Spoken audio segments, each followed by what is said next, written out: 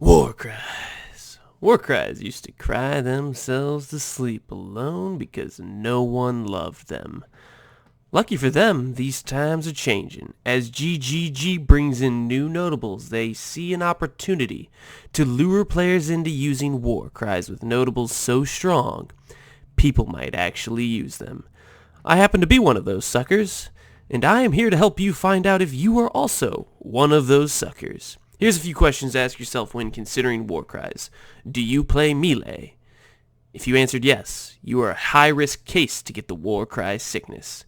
If you answered no, you need to expand your horizons, and let's hope this video can be your gateway drug into melee. Next question, do you play crit as melee? If you answered no, you need an intervention, and war cries are here to intervene. Because now when you play melee, you play crit and you play war cries, aka crit cries.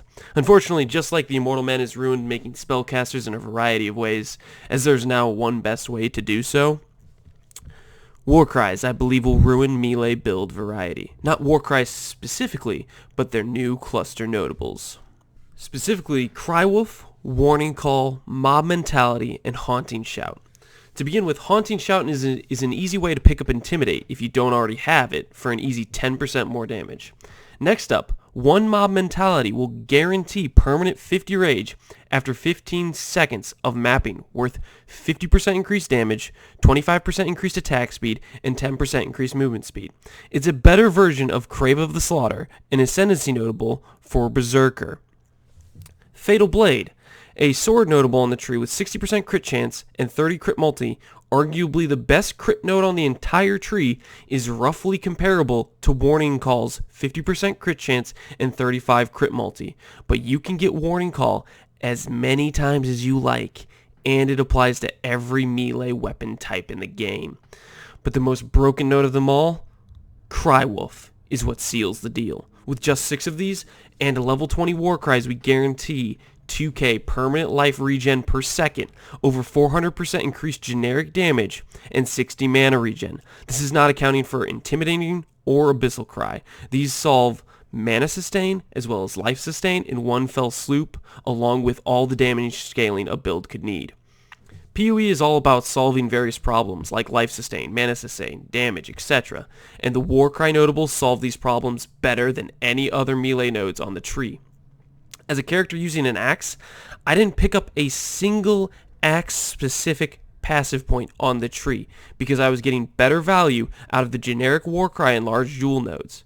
While all the other options for generic scaling have opened new doors to create interesting builds, they have closed other doors for making characters. As of now, I see no reason to pick up the majority of the nodes on the tree when compared to cluster jewels for a melee build.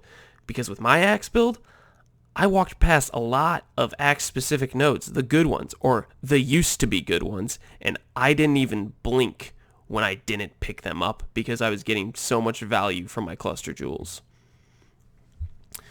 That being said, let's get into gear I use for the Warcry Beserker.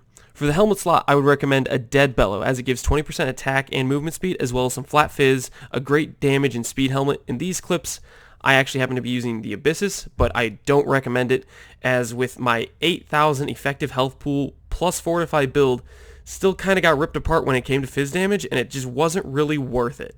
I'd rather just lose a little bit of damage, which would be like, 20% damage loss, drop Abyssus, and not die to fizz all the time, which is pretty frustrating to play. Next up, our jewelry. We look for max life resistances, accuracy, and Assassin's Mark on hit, along with crit multi. We also anoint the instant Warcry notable so Warcries don't interrupt our combat. Next up, our gloves. We used +6 to Warcry gem levels, Hands of the High Templar, which is roughly about a 20% upgrade of our Rallying Cry and Enduring Cry. As it is not necessary for the build in any way, I would also recommend just using a nice life glove with attack speed and melee damage. You'll do fine with those.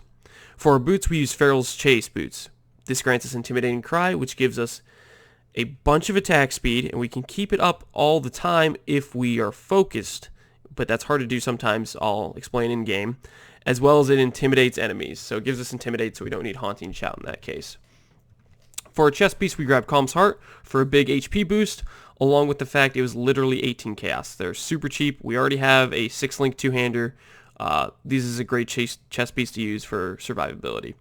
For our belt, we use Soul Tether for permanent overleech in combination with Corrupted Soul for a massive 25% effective health pool boost. Lastly, our axe we self-crafted with 3,500-ish fusings and 200-ish jagged fossils plus multi-modding. To get an axe like this, I would recommend spamming jagged fossils on an Elder Flesh Ripper axe, at least item level 77. You could also play as a Slayer instead of a Beserker and use a Disfavor instead, which is a very cheap axe. And you'd grab the Overwhelm node. Now let's get into the game, go over the passive tree, gem links, and... Alright, welcome back. We're in game. We're going to go over the gem link setup as well as the passive tree. Now to start off with, in this build I didn't use impale simply out of the foolish desire to appear like I'm not using the meta. The reality is if you swapped in impale to this build and picked up a couple impale nodes, this build would instantly deal like twice the damage or something. I don't know exactly the numbers, but the reality is impale would be an upgrade on this build. If you wanted to make a better version of it, you'd want to use impale. But to start off with, we used Blade Storm. We also used Sweep. Cyclone's a good option. There's a lot of good options you can use here. Basically, just pick a melee skill you like. Blade Storm's one of the more effective ones. I wanted to use Sweep. Turns out, when I use Blade Storm later, Blade Storm is just straight up a lot more damage. We also use Close Combat, linked with Melee Fizz, Maim, Brutality, and Fortify. That's our 6-link setup right there. For our gloves, we have Enduring Cry and Rallying Cry. You'll notice we have these in our +6 Hands of the High Templar. We also link them with an Empower, basically to get them all the way up to level 30, which basically the difference between level 30 and level 21, so you'll see it says 614 life regen.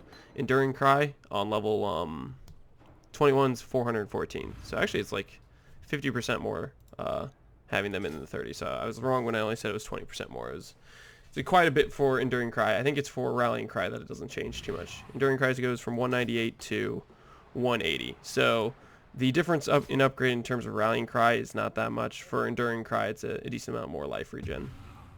Ancestral War Chief we have in here just because it picks up a couple levels, as well as we have a link to the Empower, so that way it just gives us a bigger buff to our damage.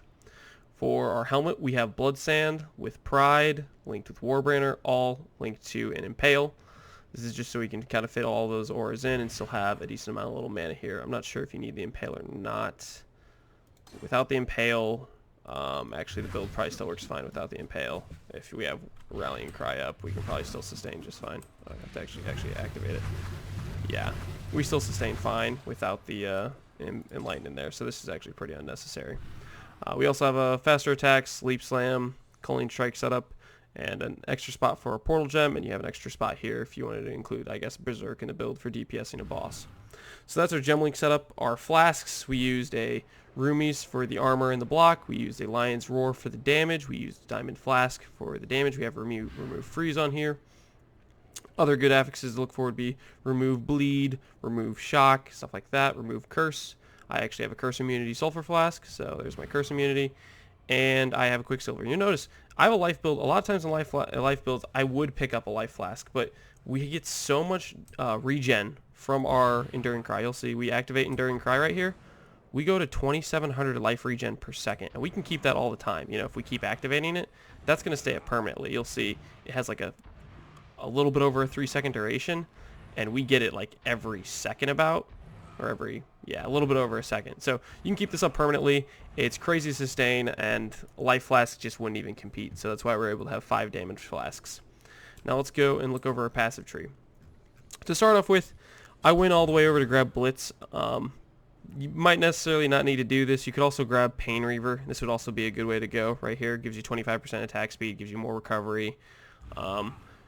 Blitz is basically a damage thing. It's worth it if you want some extra damage, but you lose some crit chance. So there's also, it reduces your crit by 200%. So that is significant, in which case Pain Reaver might be similar damage as well. I didn't actually test out Pain Reaver.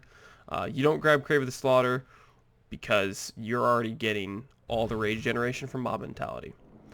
Alright, and of course you grab Aspect of the Carnage and Warbringer. Aspect of the Carnage for damage, Warbringer for its recovering life and mana, as well as Warcry cooldown recovery speed and Warcry duration, as well as attack speed and double damage. This thing is arguably, in my opinion, one of the best Ascendancy nodes on the in all the Ascendancies. But you don't need this Warcry stuff from Warbringer in order to make fit Warcries into whatever build you use. There's enough Warcry cooldown recovery speed and stuff in the Warcry nodes themselves that you won't feel like you need this. Next up, you'll see I grab Corrupted Soul over here.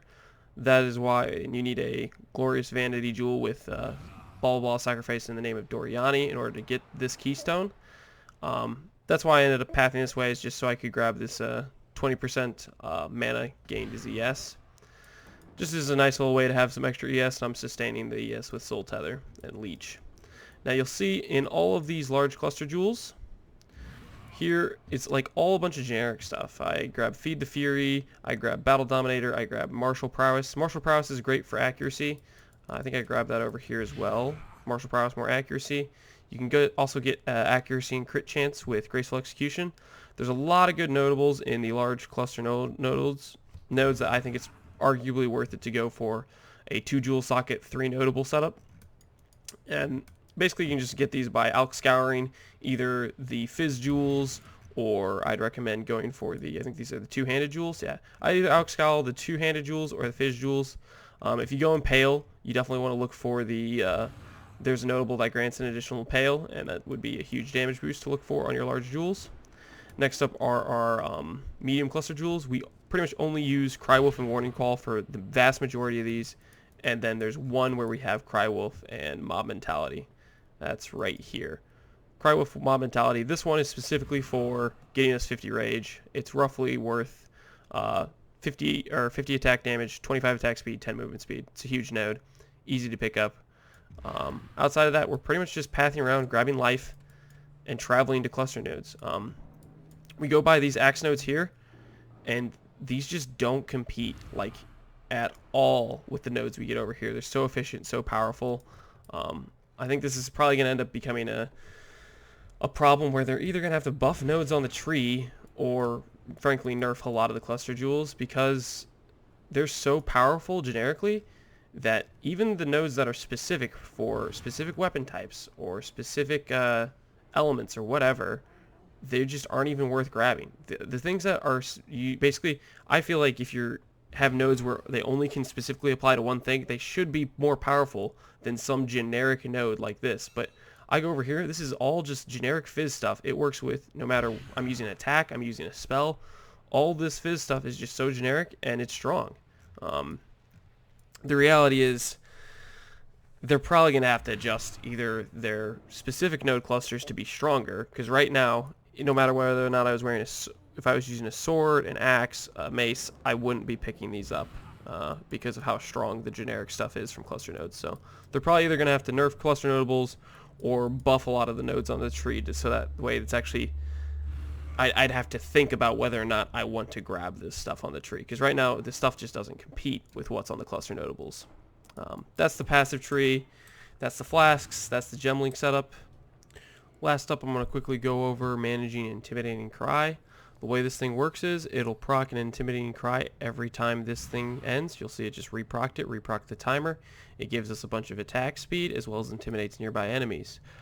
Basically, the only micromanagement that comes into the build with this is, one, you want to make sure you have a Rallying Cry up, and this is easy to do. It has a 37-second countdown, so basically every 37 seconds you have to proc Rallying Cry once.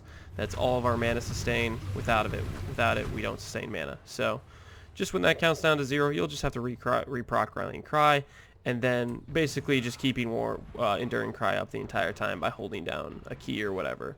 But you just need to make sure that when this thing comes around, it gets like 2 seconds or whatever, you stop proccing Enduring Cry, let it re-trigger Intimidating Cry so we can keep that up 100% uptime, then go back to your Enduring Cry. That's the basics of how you keep all 3 of those Warcries up for all their buffs. A little bit of micromanagement, but it's very doable. Okay, so that's basically the character, guys. I hope you enjoyed the video. I hope you can find your way in building your own melee character, whether it's a champion, a slayer, a berserker, a raider, whatever you want. These nodes are strong. Frankly, they're a lot stronger than the passive trees, or the passives on the actual tree, and I would recommend building around them. That's pretty much it. You guys have a good one. Enjoy building around Warcries. Enjoy the abuse, and I will see you guys in the next video.